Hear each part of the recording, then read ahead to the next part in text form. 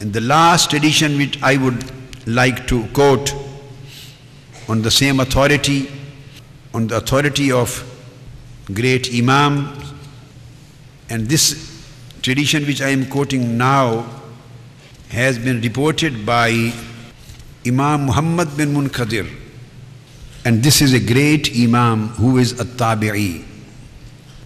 The Imam Muhammad bin Munkadir, he was the Shaykh of Imam Malik. He was Shaykh of Imam Abdullah bin al-Mubarak. He was Shaykh of Imam Sufyan bin Uyayna. He was Shaykh of Imam Sufyan al-Sawri.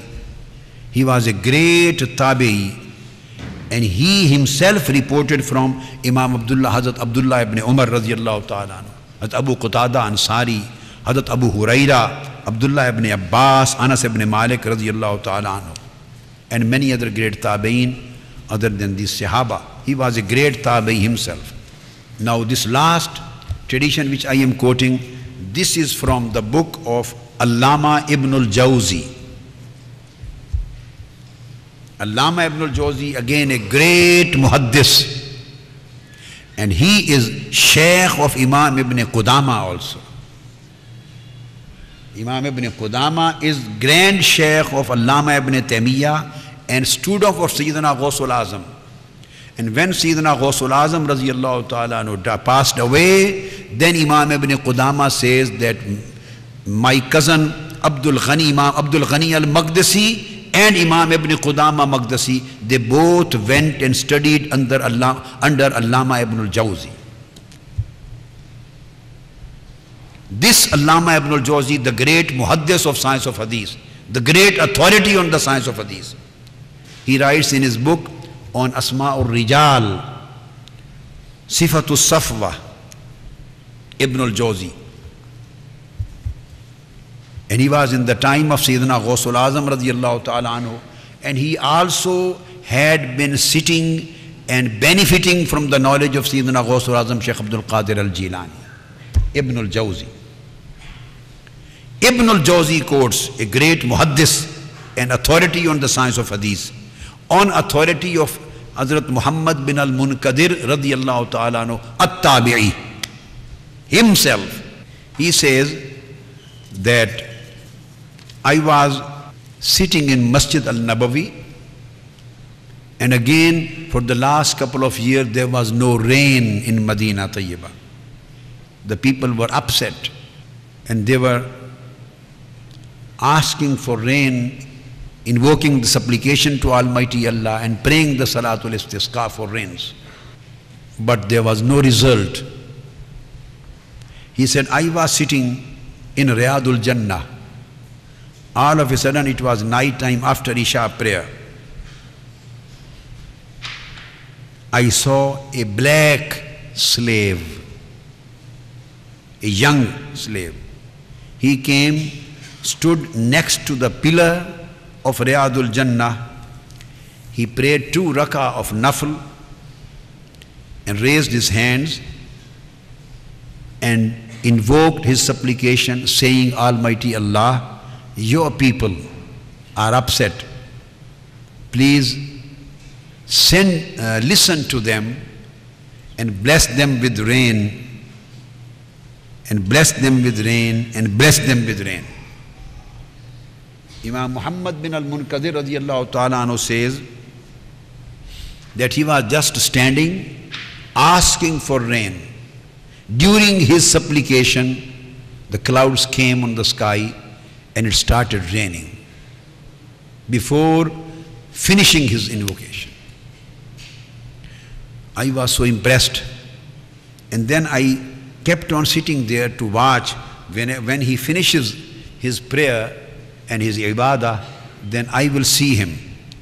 But this young man went on worshipping Almighty Allah throughout the night till Waqtul Tahajjud and Salatul Fajr. He never finished his worship. Then we heard Salatul Azan for Fajr. We prayed Salatul Fajr, and after Fajr he went back to his house. I went there and I saw him.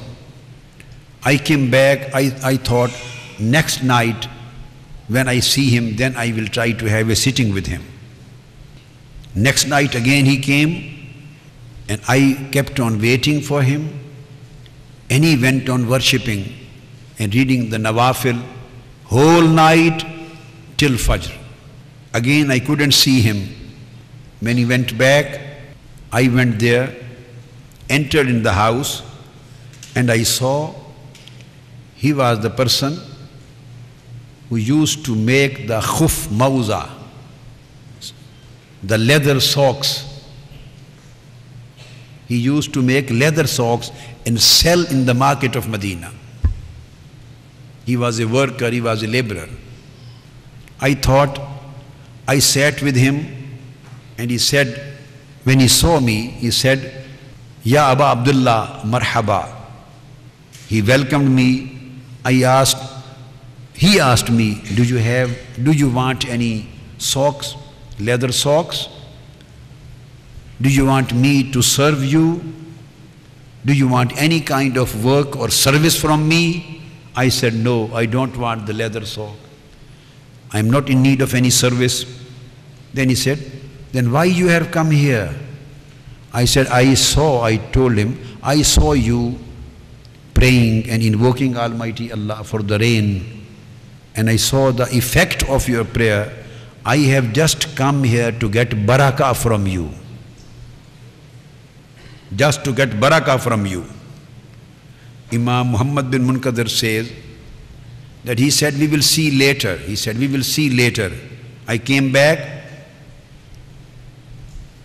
Again, third night came. He didn't turn up to the mosque. He didn't come there. I went straight away to the same house to find him. When I entered the house, I found the owners standing there. He said, where is that young man? He said, since you returned after meeting him, he took all of his luggage, he prayed and cried, and he said, oh my Almighty Allah, I love to stay in Medina, but you have exposed me. You have exposed me. You have exposed me. He took all of his luggage and he has left the house. Imam Muhammad bin Munkadir say that I went in each and every street, knocked each and every door in the city of Medina, but we couldn't find. He left the city. So these were the spiritual states and spiritual conditions of the people in the early periods of Holy Prophet ﷺ and companions and tabi'in, their followers and followers. But we need now, in the end of Al-Hidayah, we want a return. None of us know how long we are going to live in this world. Does anybody know about how many years he is going to live? Nobody knows. And we are lost in this world. We are lost in pleasures of this world. We are lost in luxuries of this world. We are lost in temptations of this world. And we have lost everything. And we have forgotten where did we come from, why did we come here, and where we have to go to. And who is our creator, and where we are going to be answerable to. And what would be our position when our dead body would be laid down on the bed of grave, and we would be mixed with the dust of grave. Then there would be nobody to save us. We have loves, we have friendships, we have attachments, we have associations, we have many companies, we have lusts. But have we ever thought that is there any friend when the time of loneliness will come on us in our grave? Is there any friend who will enter with you, who will enter with us in our grave? To take us out of the fear of loneliness. All money which we earn will remain here. All beautiful houses which we build will remain here. All friends whom we love to will remain here. All companies and friendships will remain here. everybody will go. Some things will leave us straight away in our house before our funeral would be taken up. And some friends and companies will leave us when our dead body would be laid down in the grave. Nobody would enter with us in our grave. Nobody would enter with us in our grave. That was what Imam Ghazali advised to his student through the great Imams and saints of their time. And they say, only there is single friend. This was stated by Hazrat Asam, Hatim al-Asam, and he was quoting his lesson to his Shaykh Shaqiq Balkhi radiyallahu ta'ala anhu. My dear sons and sisters, there is a friend and only one friend who will never leave our company and who will never let us alone in any position. There is a friend. And the name of that friend is act of piety. The name of that friend is piety. Good acts, pious acts, acts of worship, acts of obedience, acts of submission to Almighty Allah, purifying our life for the sake of Allah, purifying our thoughts, purifying our deeds, purifying our ideas, purifying our souls, and purifying our hearts and spirits for the sake of Allah, and beautifying our inner self with the light of the pious acts and light of the love of Almighty Allah. These are the friends which will enter with us in our grave. Our recitation of Holy Quran will enter with us in our grave. Remembrance of Almighty Allah, zikr which we do in our life, will enter with us as our friend in our grave.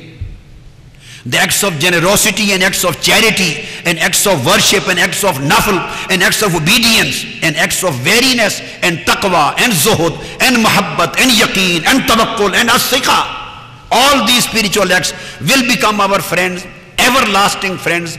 They will never let us alone. They will enter with us in the graves. When we would be laid down alone in our grave, they would be surrounding us. And when the angels will come to ask us about our deen, about our life, about our acts, about our deed, and if they will intend to put us in a state of punishment, all of these pious acts will stop them, and they will say, we are defender as a friends him, because he used to love us and we are loving him, so we will protect him of every kind of punishment.